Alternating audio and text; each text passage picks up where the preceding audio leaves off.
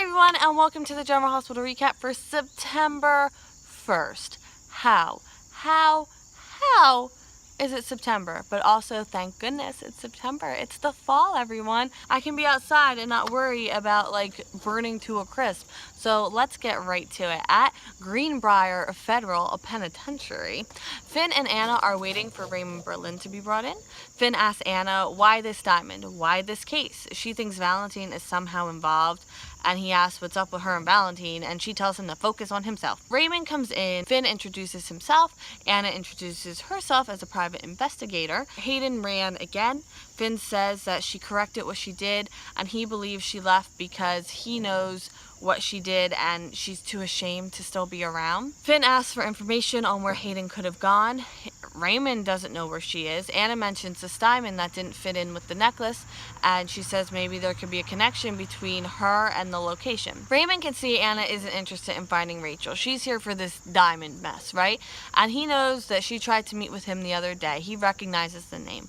Now she just found a way to join in. Finn just wanted something. Like, Finn is the reason that they're there.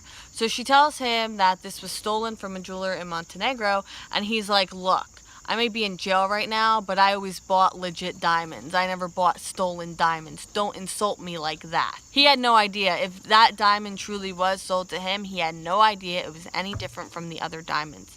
He hopes they find Hayden. He'd like to get to know his grandchild, but Hayden or Rachel doesn't get found unless she wants to be. Visit over. In Morocco, Nina calls Valentine to come back, and Dylan overhears. He says the police are there, they're investigating. Nina wants Nell to cooperate, and the officer asks who Nell is. So Dylan mentions Nell's sketchy past, but no stealing, and the officer, all he really heard was Nell's sketchy past, not the whole but not stealing. Which, Dylan, if I ever get in trouble, please remind me not to involve Dylan Quartermain to be my defense. Nell asks Michael if he believes her. He does believe her, but Nell doesn't seem too concerned with the investigation. Nell and Michael can't do their evening plans because everyone keeps staring at her. I can't imagine why. At the floating rib, Alexis finds Diane at the bar. She knows Max was in a big meeting and he hasn't called Diane to check in or text yet, and she's starting to get really worried. Alexis doesn't think Sonny can get out of the business like cleanly. Diane asks how she is since the verdict. Not well. She went to a meeting because she was tempted to drink, and Diane offers to remove her drink from the table. Alexa's like, no, it's okay. She just feels that she's the reason Julian got put behind bars. Max wouldn't be retiring from his job in the Corinthos organization. He'd still stay on in some capacity. Diane is a little concerned. She holds the opinion that Max and Julian are totally different, though. It's not a matter of being a better person. There's open communication, no secrets. She respects the decision Max makes and his job choice. He does the same for her, and they're always honest with each other. Can Alexis say the same thing for her and Julian? Diane asks Alexis if she still loves Julian. She loves the life they had, or at least appeared to have. She may have taken Julian back had the verdict been different, but the decision was made for her, and Diane thinks that their relationship wasn't sustainable. She knows that objectively. It bothers her. She feels how she feels, and she knows Julian truly loved her, though. For all his faults, he loved her. Diane sees Julian as a very ends justify the means personality, and then Diane finally gets her call from Max. At Elizabeth's place, Franco is looking through pictures. Jake shoots him with a Nerf gun. Rude, but I also found like this mini water gun that I'm pretty sure I got in like 2003, and the first thing I did was fill it up and shoot my mom with it. So I can't judge. I'm the same as a 9-year-old boy, apparently. Oh, but he's not supposed to have guns, by the way, in the house, even Nerf ones or water ones. He's learning the lesson that even though Franco has moved in, Franco is besties with his mom and not his best friend. Jake looks at the pictures and he asks about them. Franco says he doesn't know the other little boy in the picture and the one is him. He was looking through the photos when Jake came in. Jake wants to look through the pictures and Franco's like, you know what? No. Plus he has to meet his mom, his show is at the gallery, and Jake isn't coming along. Someone is coming to watch him. At General Hospital, Elizabeth lets Sam know that Scout and Danny are good at Monica's. Sam isn't looping Alexis in until there's good news. Sunny and Carly come by to spend time with her. Carly thinks Jason will be okay. Sunny says he knew that this was risky. What happens now? Well, this pretty much proves that he can't retire, and Carly knows that. Carly feels responsible, that she's the one who put this in motion. She feels that she emotionally blackmailed Sunny into doing this.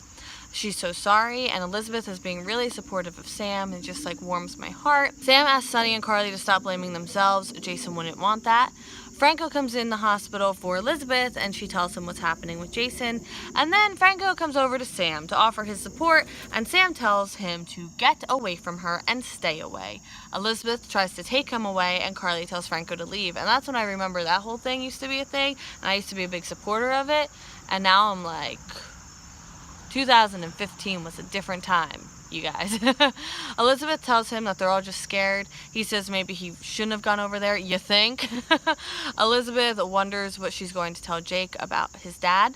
Carly is going to try to call Michael again. Back at Morocco, Michael answers the call from Michael, apparently. Michael answers the call from Carly. He immediately senses something's wrong. Jason's been shot. Carly tells him that. It's not like he's a clairvoyant. It's not a good situation. He's in surgery. Michael asks if he's going to be okay, and she says she'll update him later. Nell asks if he's okay. Not so much. Jason's always been there from him literally since day one, and he wants to be there for Jason. The officer wants to see the picture of Nell wearing the necklace, but no one was with her when she took it off, that whole thing, and Dylan realizes just how bad he did. Back at General Hospital, Carly and Sonny get worried by the length of time Jason's in surgery. Elizabeth is worried too, and Sam is worried. Just a whole lot of worry going on in that hospital.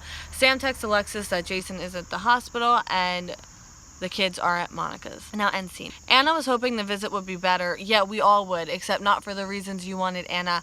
She really needs to talk to Spencer now. How did he find the diamond? And Finn's like, you know what? I hope you figure it out. But honestly, bye.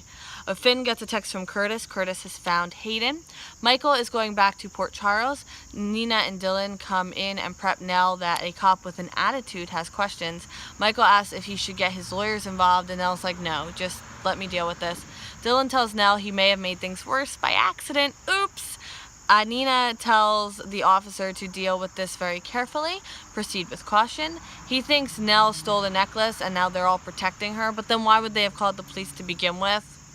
And he's officially placing Nell under arrest. Well, I don't hate that. Alexis comes to the hospital. Jason was shot. The doctor comes out. Jason has made it through surgery, but he may not regain consciousness. What? What? You leave me on that for a holiday weekend, General Hospital? Really? Really?